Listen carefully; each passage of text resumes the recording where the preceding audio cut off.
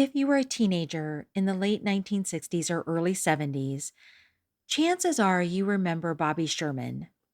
He had the voice, the looks, and that incredible smile. And while newer generations might not recognize the name, for those of us who grew up in the 1960s and 70s, he was a full fledged teen idol. Bobby was born on July 22nd, 1943, in Santa Monica, California. And he started out like a lot of stars from that era, playing music and hoping for a break. That break came with a bit of help from Rebel Without a Cause star Sal Mineo, who wrote a couple songs for Bobby and invited him to sing with his band at a 1964 Hollywood party packed with talent agents. The performance led to Bobby being signed by an agent and landing a spot on ABC's Shindig as a house singer and a regular cast member.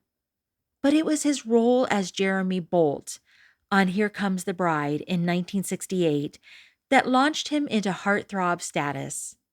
Here come the brides, in color on ABC.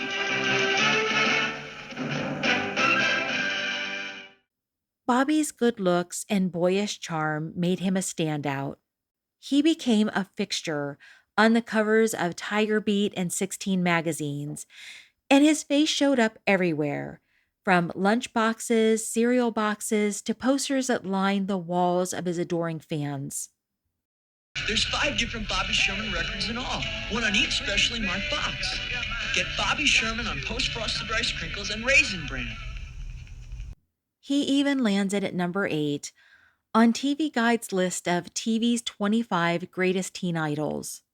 By 1970, Bobby had received more fan mail than any other performer on the ABC network. And around the same time, Bobby's music career took off. Songs like Little Woman, Julie, Do You Love Me, and Easy Come, Easy Go were everywhere. Between 1962 and 1976, Bobby released 107 songs, including 23 singles and 10 albums. No matter how popular he got, he never seemed to lose his nice guy image. Bobby didn't get caught up in scandals. He wasn't trying to shock anyone. He just did his thing, sang his songs, smiled that smile, and then quietly walked away from the spotlight to start a new career as a paramedic.